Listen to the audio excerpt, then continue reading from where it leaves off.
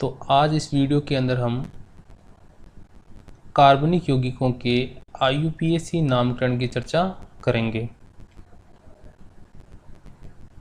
IUPAC नामकरण कार्बनिक रसायन का आधार है।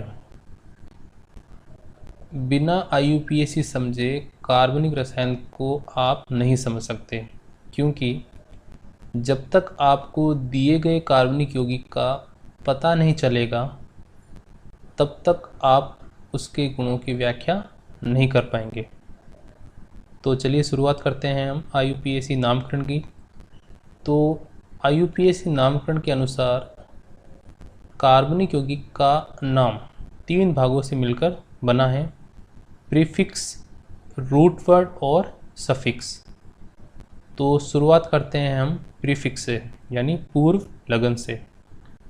तो मुख्य कार्बन श्रृंखला के अतिरिक्त जो भी समूह शेष रह गए हैं वे सभी समूह प्रतिस्थापी अथवा पार्श्व श्रृंखला कहलाएंगी।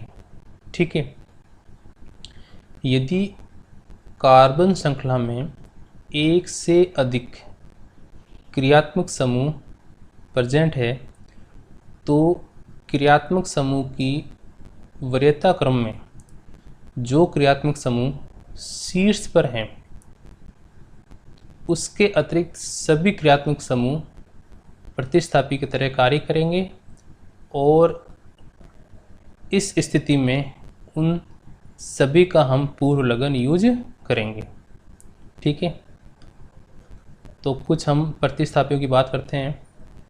यदि प्रतिस्थापी के रूप में यदि एल्किल समूह जुड़ा हुआ है, जैसे कि यदि CH3 जुड़ा है तो इसे हम बोलेंगे मेथिल। यदि CH2CH3 जुड़ा है तो हम कहेंगे एथिल। और यदि C3H7 जुड़ा है तो इसे बोलेंगे हम प्रोपिल। ठीक है। इसी प्रकार यदि NO2 ग्रुप जुड़ा है तो इसे हम कहेंगे नाइट्रो। और यदि कोई हेलोजन एटम जुड़ा है तो उसके लिए हम यूज करेंगे हेलो ही। जैसे कि यदि फ्लोरीन जुड़ा है तो फ्लोरो, Cl जुड़ा है तो क्लोरो, Br जुड़ा है तो ब्रोमो, और यदि I जुड़ा है तो आयोडो। तो ये तो कहानी थी प्रीफिक्स की। अब बात करते हैं रूट वर्ड की। तो रूट वर्ड मुख्य कार्बन श्रृंखला में कितने कार्बन हैं उसको हम रूट वर्ड से क्या करेंगे, शो करेंगे। जैसे कि एक कार्बन के लिए हम लिखेंगे मैथ, 2 के लिए लिखेंगे एथ, 3 के लिए लिखेंगे प्रोप, 4 कार्बन है तो लिखेंगे ब्यूट, 5 कार्बन है तो लिखेंगे पेंट, 6 के लिए लिखेंगे हेक्स, 7 के लिए लिखेंगे हेप्ट, 8 के लिए लिखेंगे ऑक्ट, 9 के लिए लिखेंगे नॉन और 10 के लिए लिखेंगे डेक। यानी मुख्य कार्बन श्रृंखला के अंदर कितने कार्बन हैं उसको हम किससे शो करेंगे, रूट वर्ड से। अब बात करते हैं सफिक्स यानी अनुलग्न की। तो अनुलग्न को 2 भागों में वर्गीकृत किया गया है। पहला प्राथमिक अनुलग्न और दूसरा द्वितीयक अनुलग्न। ठीक है। तो पहले बात करते हैं प्राथमिक अनुलग्न की।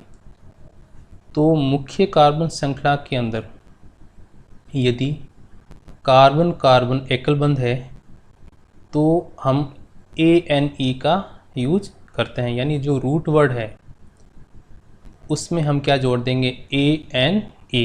जैसे कि 2 कार्बन हैं और दोनों कार्बन के बीच में एकल बंध है तो 2 कार्बन के लिए हम क्या यूज करते हैं, एथ। तो एथ प्लस एन क्या हो जाएगा, एथेन। ठीक है। इसी प्रकार यदि कार्बन श्रृंखला में कार्बन द्विबंध कार्बन है तो उसके लिए हम यूज करेंगे इन, और यदि कार्बन त्रिबंध कार्बन है तो उसके लिए हम यूज करेंगे आइन। ठीक है। अब बात करते हैं द्वितीयक अनुलग्न की। तो इसमें जो मुख्य क्रियात्मक समूह होगा उसका हम क्या यूज करेंगे, अनुलग्न। तो ये तो था थ्योरेटिकल कंसेप्ट IUPAC नोमेनक्लेचर का। ठीक है। अब हम बात करते हैं जो क्रियात्मक समूह है उनके वरीयता क्रम की। तो सबसे पहले नंबर आता है वरीयता क्रम में कार्बोक्सिलिक अम्ल का। तो इसके लिए इसका पूर्व लग्न लिखा जाता है कार्बोक्सी और अनुलग्न लिखा जाता है ओइक अम्ल। इसी प्रकार दूसरे नंबर पर आता है सल्फोनिक अम्ल। इसके लिए पूर्व लग्न लिखा जाता है सल्फ और अनुलग्न लिखा जाता है सल्फोनिक अम्ल। तीसरे नंबर पर आता है एनहाइड्राइड, जिसके लिए केवल अनुलग्न लिखा जाता है ओइक एनहाइड्राइड। इसी प्रकार अगला नंबर आता है एस्टर का, जिसके लिए उसका अनुलग्न होता है ओइट। ठीक है। अब बात करते हैं पांचवें नंबर पर एसिल हैलाइड की।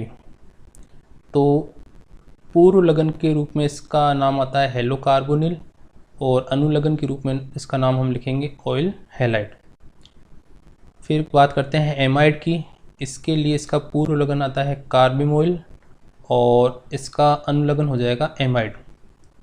7 नंबर पे आएगा साइनाइड, जिसके लिए इसका पूर्व लग्न आता है साइनो और अनुलग्न आता है नाइट्राइल। ठीक है।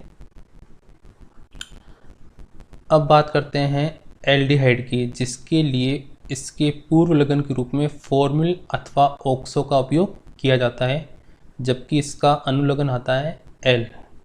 ठीक है।